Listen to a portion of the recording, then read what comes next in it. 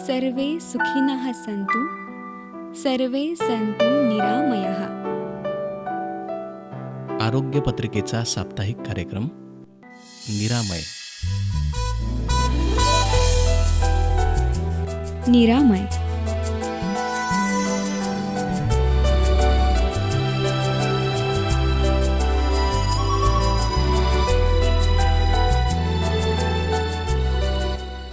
निरामय.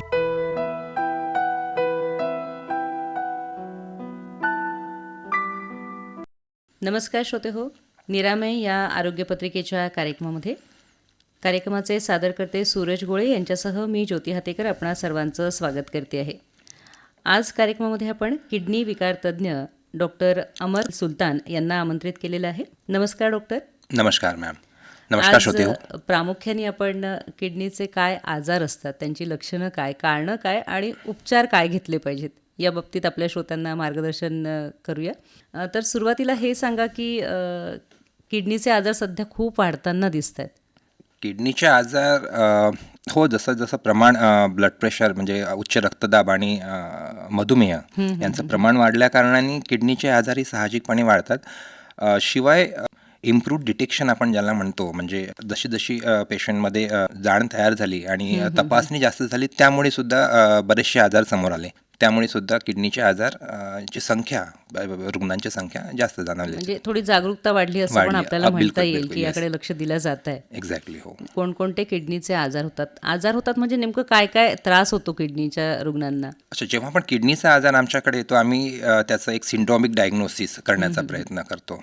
सिंड्रोमिक म्हणजे सहसा किडनीचा आजाराचे जे लक्षण आहे, ज्या प्रकारचे लक्षण आहे, तो किती वेळापासूनचे जे आजार आलेले आहेत, त्या दृष्टीने तो अचानकपणे तयार झालेला किडनीचा आजार आहे का, किंवा दीर्घकाळ चालणारा किडनीचा आजार आहे, ज्याला आम्ही क्रॉनिक किडनी डिसीज म्हणतो, किंवा फिल्टरवर म्हणजे जी ग्लोमेरुलोनेफ्रायटिस सारखेचे आजार, त्याला एखाद्या वेळेस सूज आले असतील तर त्याचे आजार असतात. काही रोगप्रतिकारशक्तीमुळे झालेले आजार असतात, काही अनुवांशिकही असू शकतात, आणि काही पेशंटला जसं किडनी स्टोन, मुतखडा जर झाले असतील लॉंग ड्युरेशनसाठी, त्या प्रकारचे आजारही असण्याची शक्यता राहते. या आजारांची आपल्याला लक्षणं कुठल्या क्रमाने सांगता येतील? म्हणजे एक आजार घेतला आपण, त्याची लक्षणं सांगूया की बरेचदा असं होतं की डॉक्टरकडे दुसऱ्या कुठल्या तरी कारणाने गेले आणि मग माहिती पडलं, किंवा खूप तुम्ही सांगता की दीर्घकालीन आहे का, तर मग पेशंटला तोपर्यंत लक्षणं दिसले नाहीत का, तर काय कारणं काय असतात? चांगला प्रश्न विचारला मॅम. कसं आहे, मी नेहमी रुग्णांसोबत बोलताना एक वाक्य नेहमी वापरतो की आपल्याला साधारणतः गरज 15 ते 20% किडनीची असते. ते असं एक्झॅक्टली खरं नसलं तरी आपण देव आपल्याला 100% देऊन ठेवतो. त्यामुळे काय होते, जोपर्यंत किडनीचं काम बरंचसं कमी होत नाही तोपर्यंत बऱ्याचदा लक्षणं दिसत नाही, आणि म्हणून रुटीन चेकअपमध्ये बऱ्याचदा तो किडनीचा आजार पकडला जातो. पण साधारणतः नॉनफिक्स जसं जर म्हटलं तर थकवा येणं, भूक कमी लागणं, मळमळ होणं, लघवीला जास्त वेळा जावं लागणं, किंवा रात्रीच्या वेळेला वारंवार लघवीला उठावं लागणं, त्यानंतर नेहमी लघवीचं इन्फेक्शन होणं, किंवा फॅमिलीमध्ये कुठं किडनीचा आजार जर असेल, किंवा त्या अनुषंगानं लवकर तपासणी करणं गरजेचं भागतं. या व्यतिरिक्त भूक लागत नाही काही व्यक्तींना, अंगावर खाज, जर किडनीचा आजार बराच प्रोग्रेस झाला असेल तर मग अंगाला लघवी जास्त पुरेशी न आल्यामुळे अंगाला सूज येते, डोळ्यांभोवती सूज येते, अंगाला खाज येऊ शकते. तर या प्रकारचे लक्षणं आपल्याला आढळून येतात.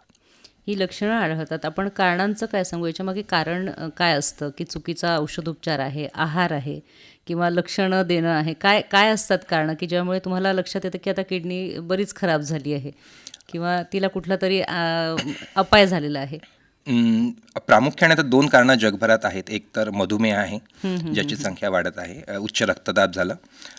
त्या व्यतिरिक्त आपल्या इंडियामध्ये सुद्धा स्टोन डिसीज एक प्रामुख्याचं कारण आहे. अनुवांशिक आजार, ज्याला आपण पॉलिसिस्टिक किडनी डिसीज त्यातला एक प्रामुख्याने आजार समजला जातो, तो एक महत्त्वाचा आजार आहे.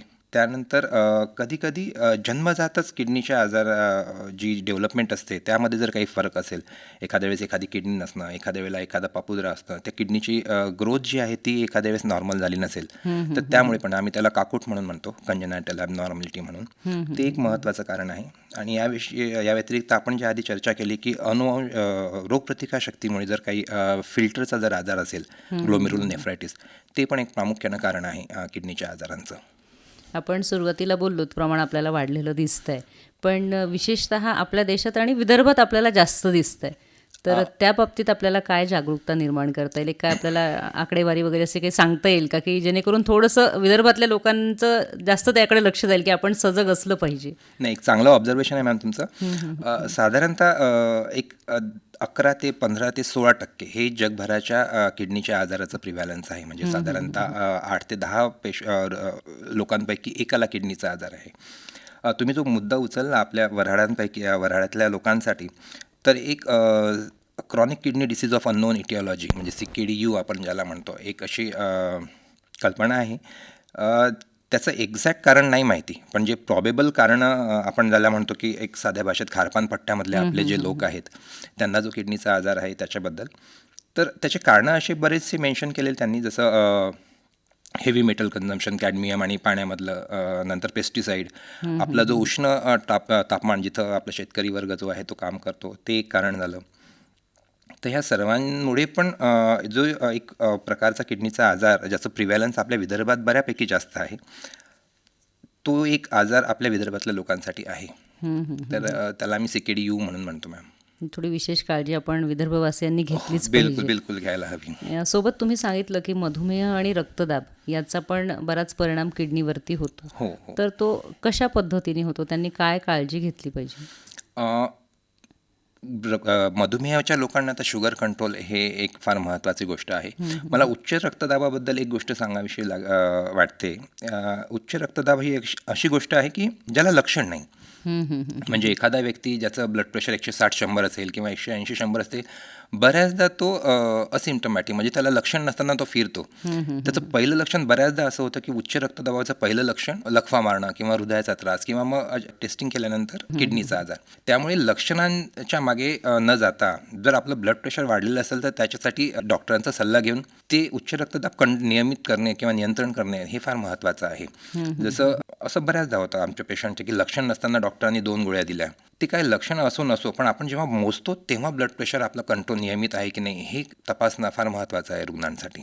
आणि ते फॉलो असायला पाहिजे, कारण लॉंग टर्म कॉम्प्लिकेशन आपण ज्याला म्हणतो की त्याच्या दृष्टीने लकवा मारणं म्हणा किंवा हृदयाचा त्रास होणं किंवा किडनीचे लक्षण हे नंतर दिसायला लागतं. म्हणजे एकूणच मधुमेह असेल, उच्च रक्तदाब असेल किंवा इतरही कुठले आजार असतील तर त्यासाठी तुम्ही औषधोपचार घेता आहात किंवा त्याच्यासाठी पण जे काही तुमचं उपचार सुरू असतील त्याचाही किडनीवरती परिणाम होऊ शकतो. हो, तर थोडं आपण त्या दृष्टीने सजग असलं पाहिजे कायम. बरोबर. येस.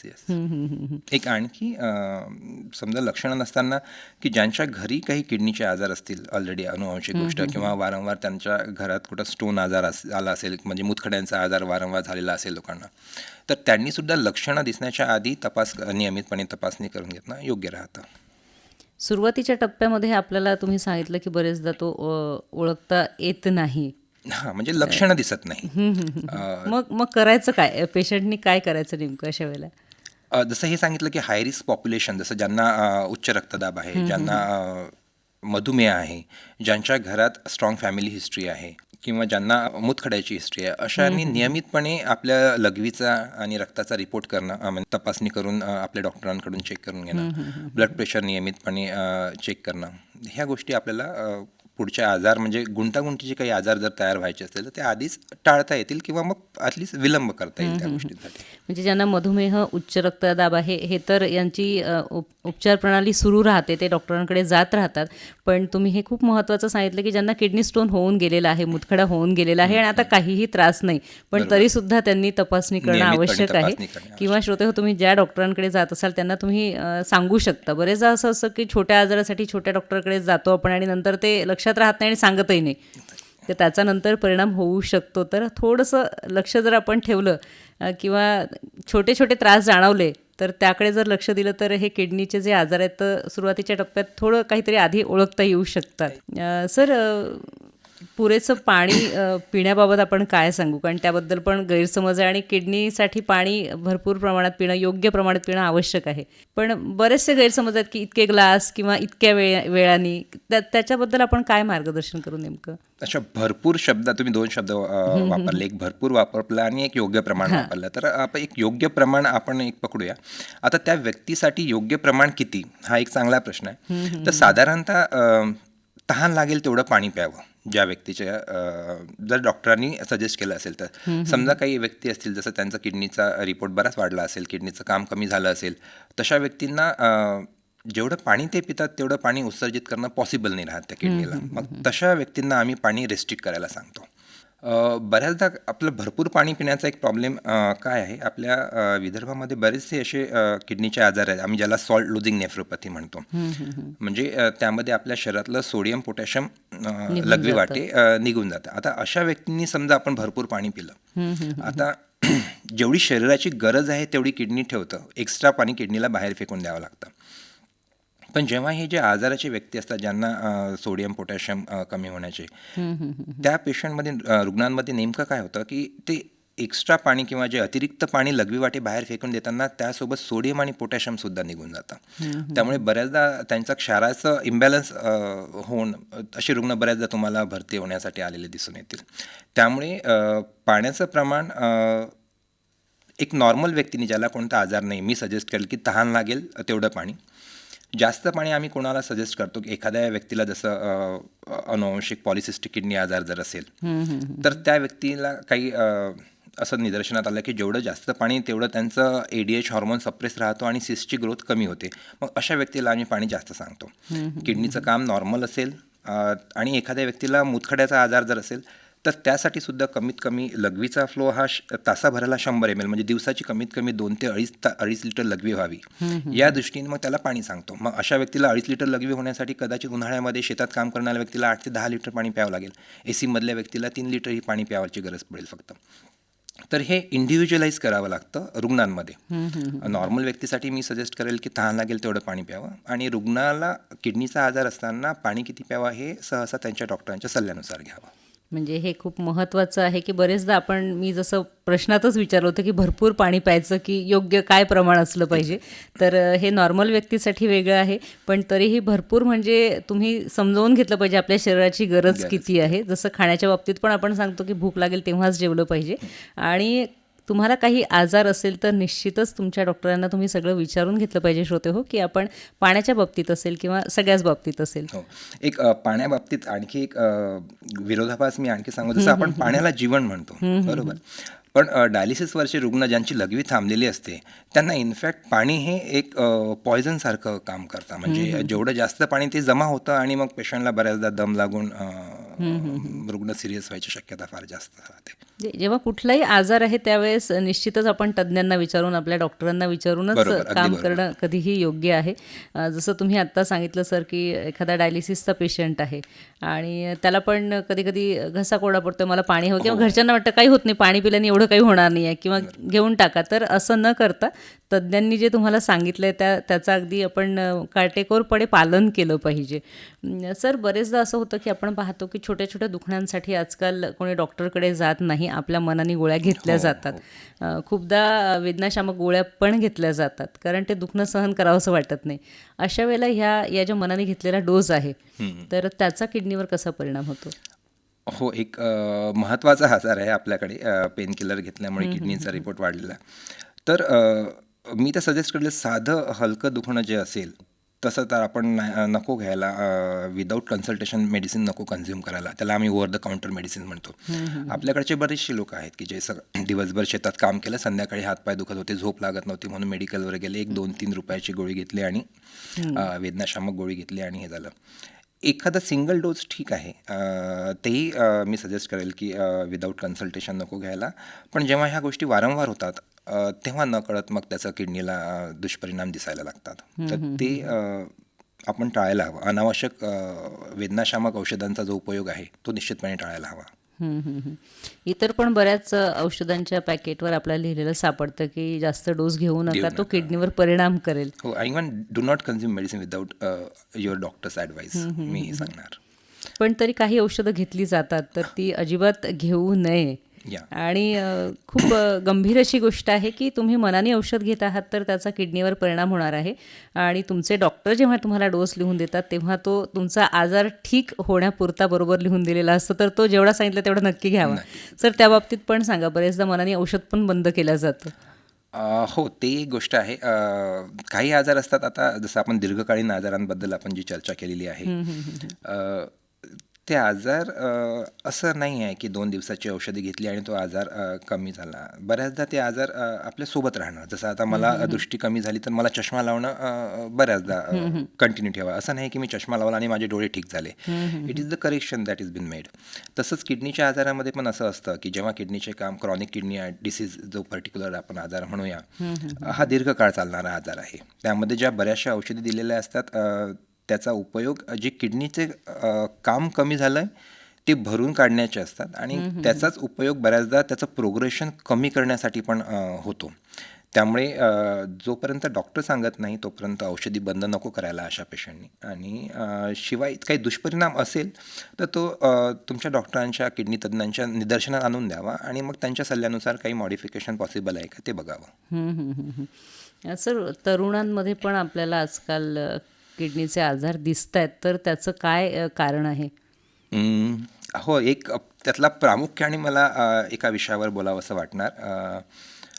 जी सध्या गोरे होण्याची जी कॉम्पिटिशन सुरू आहे सध्या, त्यामुळे जो प्रामुख्यानं आता काय आहे की हे गोरं होण्याची जी प्रॉपर्टी आहे एखाद्या क्रीमची ती मर्क्युरीवर अवलंबून राहते. आता एक दुर्दैवानं आता मग त्या कॉम्पिटिशनमध्ये राहण्यासाठी प्रत्येक फेअरनेस क्रीम तयार करणारे व्यक्ती काय करणार की नियमाला बाजूला सारून मग मर्क्युरीचं प्रमाण वाढवतात. तर अशा वेळेला काय होतं, हे मर्क्युरी चं जे प्रमाण आहे साधारणतः पार्ट्स पर मिलियन म्हणजे 1 लाखामध्ये 1 एवढंच प्रमाण असावं असं FDA ने आपल्याला सांगितलेलं आहे. त्याचं प्रमाण जेव्हा वाढतं आणि त्या क्रीमचा जेव्हा कॉन्टॅक्ट आपल्या स्किनसोबत जास्त होतो तेव्हा ते मर्क्युरी ब्लडमध्ये ॲब्झॉर्ब होतो आणि मर्क्युरीला काय आपलं रोगप्रतिकारशक्ती किंवा ऑटो इम्युनिटी आम्ही ज्याला म्हणतो, म्हणजे आपलीच रोगप्रतिकारशक्ती आपल्याच पेशींवर काम करावी, ती एकदा ती क्रिया सुरू झाली की मग त्यामुळे परत किडनीचे आजार तयार व्हायला सुरुवात होते आणि असे बरेचसे रिपोर्ट आहेत आपल्या भारतामध्ये. त्यामुळे पहिली गोष्ट तर जसा रंग दिलाय देवाने मला तरी वाटतं की तो योग्यच त्यात आहे. आपण आनंदी राहिलं पाहिजे. एक्झॅक्टली. आणि फार तर फार एक शंका प्रत्येक व्यक्तीला यायला हवी की जर ही मला गोरी खरंच बाकीच्या प्रमाणात क्रीमपेक्षा जर मला ही क्रीमनी जर जास्त फेअरनेस जर होत आहे तर काय खरोखर नियमाला धरून आहे का, हा प्रश्न पण त्यांनी स्वतःला विचारायला हवा. तर ही एक गोष्ट मला सांगावीशी वाटेल की फेअरनेस स्कीम रिलेटेड जे प्रोडक्ट्स आहेत त्यांनी मेम्ब्रेनस नेफ्रोपॅथी हा आजार प्रामुख्याने बळावला आहे सध्या. तर त्याबद्दल सध्याच्या तरुण पिढींनी जागरूक राहणं गरजेचं आहे.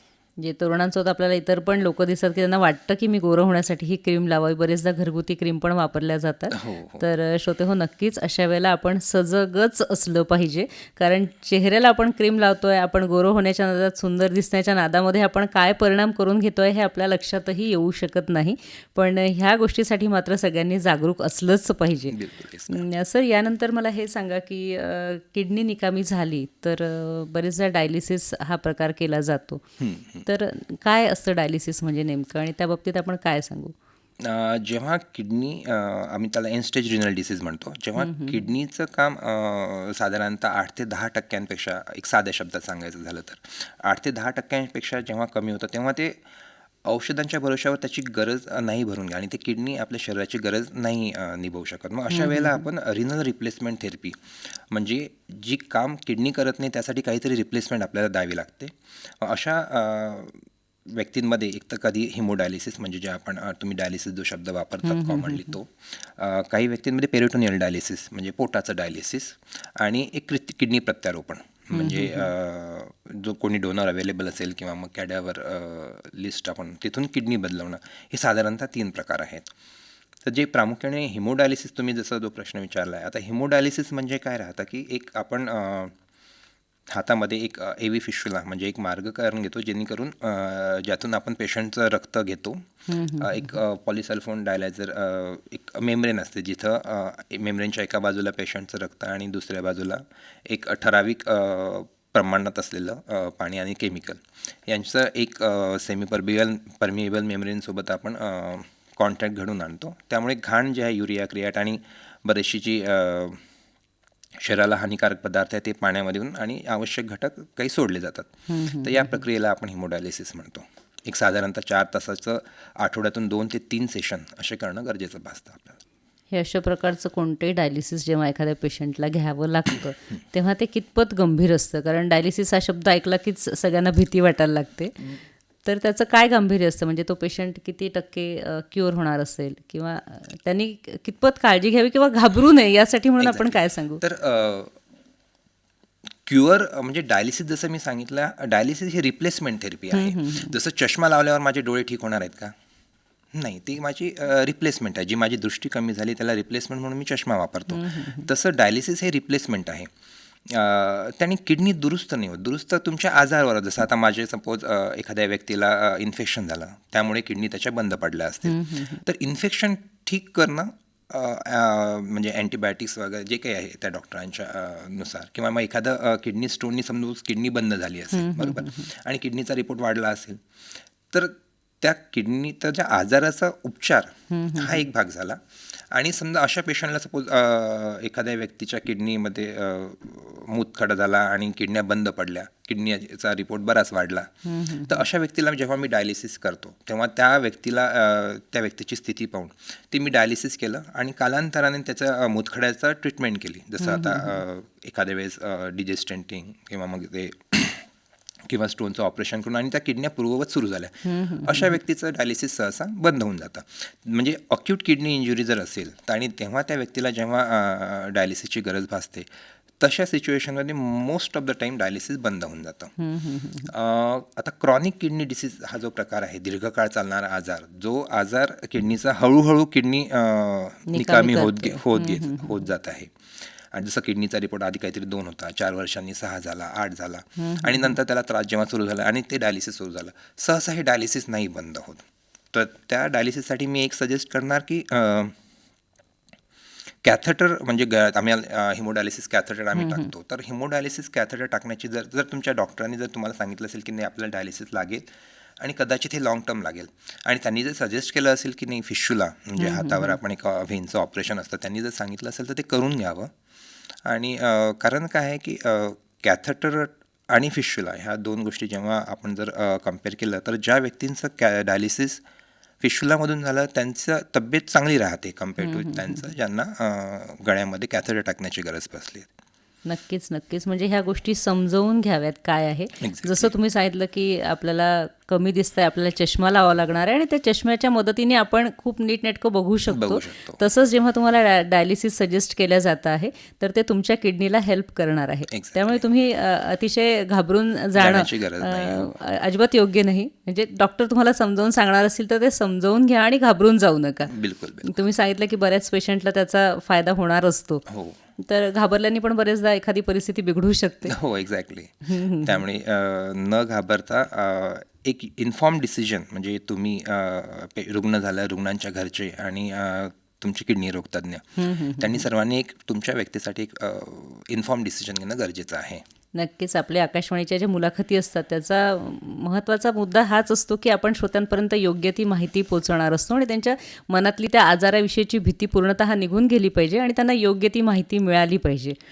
सर, किडनीचे आजार होऊ नये किंवा किडनी निरोगी राहावी मुळातच, तर यासाठी म्हणून मग आहार किंवा जीवनशैली कशी असली पाहिजे? जसं आपण आधी पण बोललो, ब्लड प्रेशर कंट्रोल, उच्च रक्तदाब कंट्रोल, म्हणजे मधुमेह असेल तर तो कंट्रोल, अनावश्यक वेदनाशामक औषधांचं हे करणं, स्मोकिंग नको करायला, मॉडरेशन ऑफ अल्कोहोल आपण म्हणतो त्याला, नियमितपणे व्यायाम करणं, लठ्ठपणा जर असेल तर त्याला तुमच्या डॉक्टरांसोबत सल्ला घेऊन त्याला कसं कंट्रोल करता येईल ते बघणं. ह्या तरी नियमितपणे आपण औषधं म्हणजे आणि नियमितपणे तपास करणं. जर समजा आपल्या घरी किडनीचे आजार किंवा असे काही रुग्ण असतील, अनुवांशिक आजाराची शक्यता जर असेल तर त्यांना लक्षणं असो किंवा नसो नियमितपणे चेक करणं मी एवढं सजेस्ट करेल. नक्कीच. श्रोतेहो, आज आपण किडनीचे आजार, कारणं, लक्षणं आणि उपचार याविषयी किडनी रोगतज्ञ डॉक्टर अमर सुलतान यांच्याकडनं माहिती जाणून घेतली. सर, आपण आकाशवाणी अकोला केंद्राच्या स्टुडिओमध्ये आलात आणि अतिशय सोप्या अशा भाषेत आमच्या श्रोत्यांना मार्गदर्शन केलं. त्यासाठी आकाशवाणी अकोला केंद्रातर्फे मी आपले आभार मानते आहे. धन्यवाद. धन्यवाद.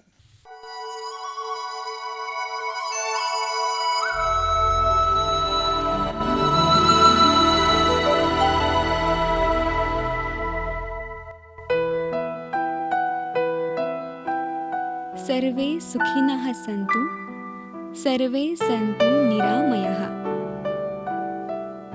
आरोग्य पत्रिकेचा साप्ताहिक कार्यक्रम निरामय. निरामय.